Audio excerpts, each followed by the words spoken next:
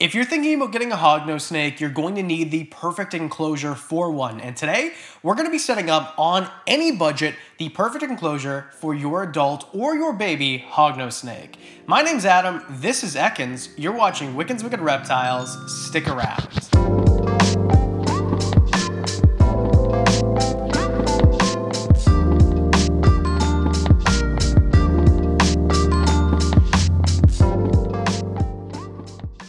Now normally I have my co-host with me, but hognose snakes are not good at holding on to you, and also there's a bucket of rats in the next room, and my girl has a very healthy appetite. So the idea here is to make it quick and to make it pretty cheap, but not skimp out and not cut corners.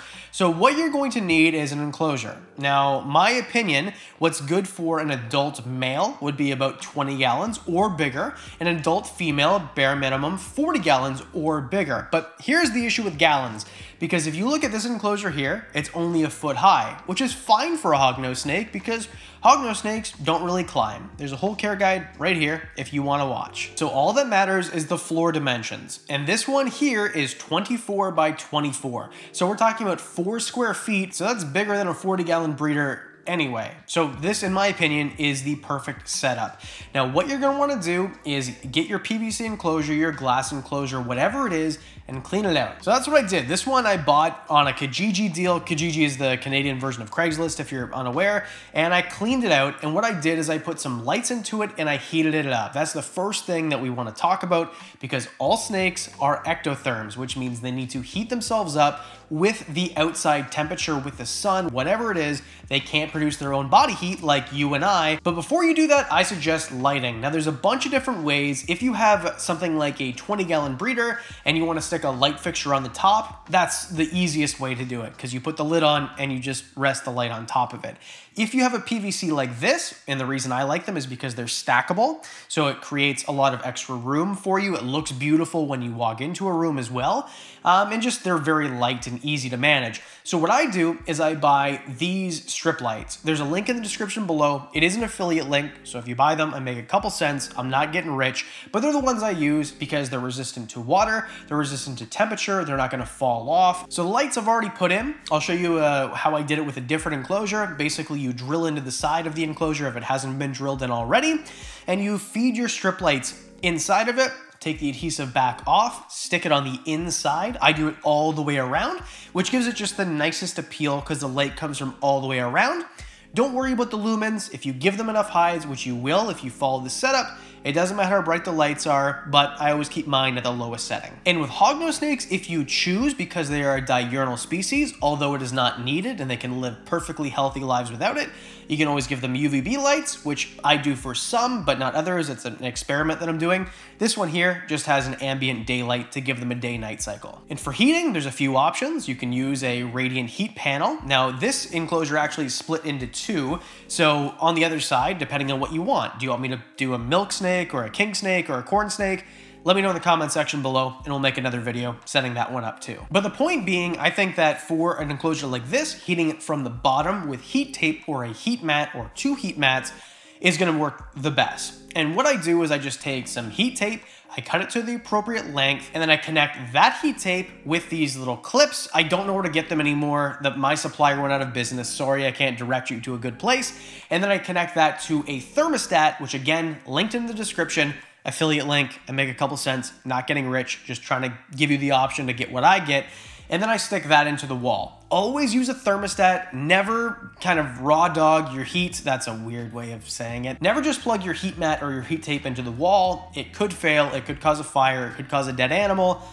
Don't cook your animals. Bad. And then the last piece of housekeeping before we actually get to the fun part, this is the probe. Your thermostat is gonna have a probe on it. You stick it through that same hole that you stuck everything, your lighting, and if you put a heat panel, that type of thing. I always stick this kind of on the bottom of the enclosure under the heat tape, or above the heat tape, I guess I should say. And I either silicone it there or I suction cup it there. And that's how I know what the surface temperature of the actual hotspot is going to be. And that's just how it works. So yeah, I get asked that question a lot. Okay, let's get to the fun part. This is the part where you put your substrate. Everything is gonna be built from the ground up, and what you want is a clean base and then put substrate. Now, for hognose snakes, you have a few options. I like to use aspen. That is my preferred type of substrate for hognose snakes. You could also use a coconut core and sand mixture, 50-50. Make sure it's dry, because Western hognose snakes, which is what we're talking about, like it a little bit drier. Again, check the care guide if you want to learn a little bit more, but regardless, that's what I like to use because it's easily cleanable. It's not going to be moist in there, so it's not going to mold, and it's going to soak up a little bit of the feces so you can kind of scoop it up like cat litter. And also, aspen is really cheap. Not that cheapness should be your main goal here, but we are trying to do this in the most cost-effective way possible. Now, how much aspen you actually use, or substrate, whatever it is that you use, you could even use paper towel if you want. I don't recommend it, because if you've done your research, you know that hognose snakes are a digging snake. That's why they have a hog nose. It's for digging.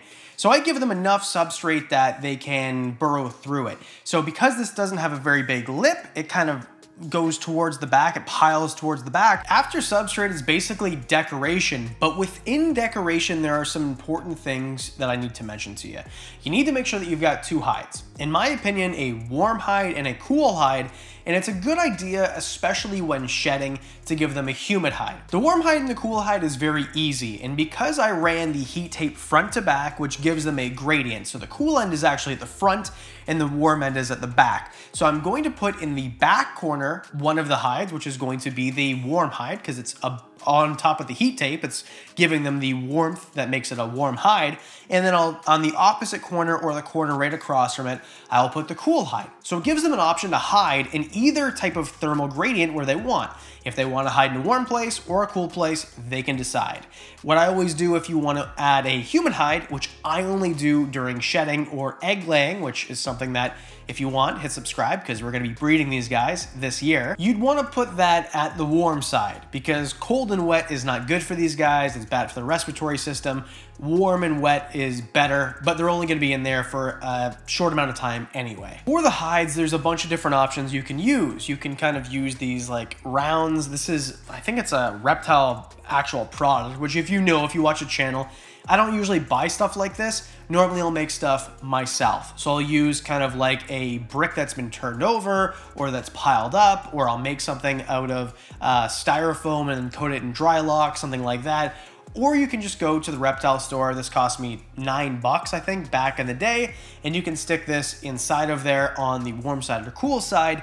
And then on the other opposite side, and then on the other side or the opposite side, you can stick something else. For bigger enclosures, I've used things like overturned kind of washing dishes or fruit dishes or things like that. For this one, I had some extra actual reptile products because I do a lot of Kijiji deals, and when I buy animals or rescue animals, they oftentimes come with their enclosures and the stuff in them, which a lot of the times the owner bought from a reptile shop or a pet shop. So in this case, I'm just using 3 hides, and all of them are reptile related products. And that human hide I was talking about, there's a few ways. You can use a sandwich container and just put sphagnum moss and coconut coir, or whatever that holds a lot of humidity inside of there, and then cut a hole in the lid. That's the easy way. It doesn't look as nice. Or you can get a hide and just stick sphagnum moss inside of it, which is what I've done here. Next, you're gonna need a water bowl. Here again, you can use something that's branded for reptiles that looks like a rock or whatever.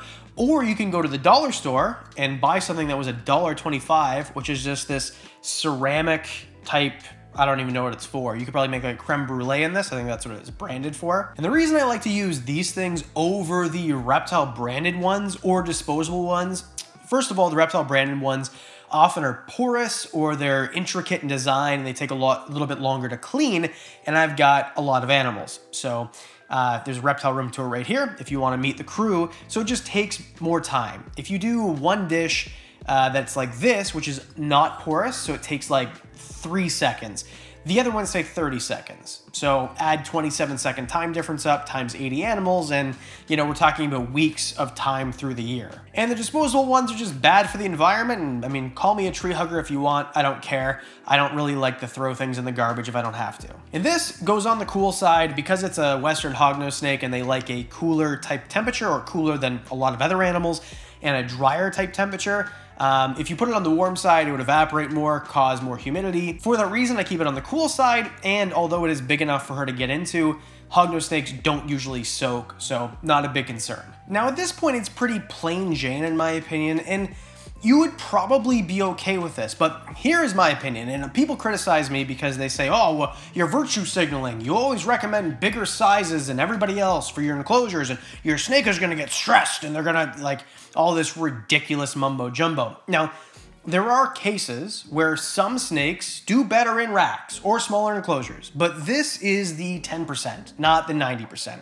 And I'm doing a video for the 90%, what you are probably going to get. And in that case, I think that what would help you, especially with a larger enclosure that is well lit like this, is to give them an option to hide between hides. You want to give them cover so they can go from hide to hide without being seen while feeling very secure, which is again why I love PVC enclosures, because you've got one piece of plexiglass or glass and everything else is covered. So I always recommend, if you have a 20-gallon enclosure, it's made of glass, like a fish tank, cover 3 of the sides because it makes them feel like only a threat can come from one side. And even with PVCs, it's better because the top is going to be opaque also. So threats can only come from one side. When you come in the enclosure, you're coming from one side. And snakes in general, a lot of the times they're eaten by birds, and those come from above, or bigger animals which come from above also.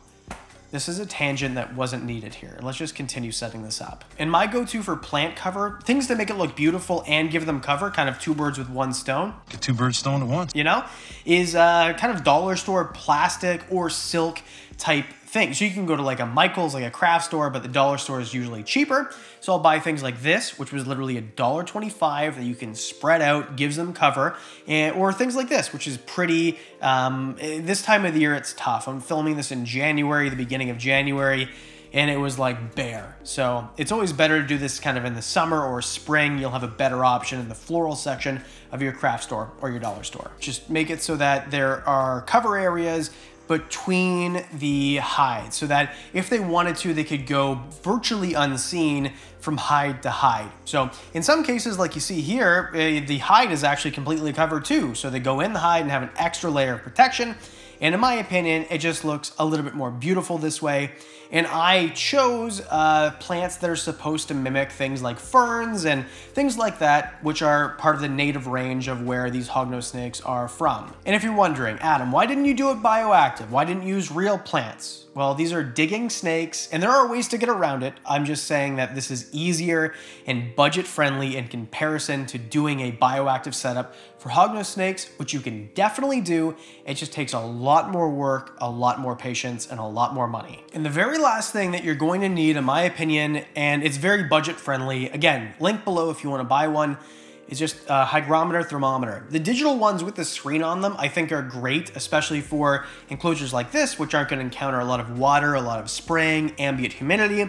Now this one here says it's like 66.6 degrees Fahrenheit, and that's just because I pulled it out of a box. This one's brand new. So the Govee brand, you can use any brand. I'm not sponsored. This video is not sponsored by Govee. It's just the one that I found to last the longest, and there is a link in the description if you want to buy one, or a 2-pack or whatever it is. And with this, I like to stick it just kind of in the middle so I know the ambient temperature. If you stick the probe correctly, you're going to know what the hot spot is, and you want to know the ambient temperature as well. You can even use 2 of these, one on the warm side, one on the cool side. It's really up to you. I'd actually recommend using both. I just need to go open another box and get a second one. And now all that's left is to let your snake explore its brand new enclosure once you've brought it up to temperature. And it is actually a lot of fun to watch Ekans explore this beautiful enclosure. And that's it.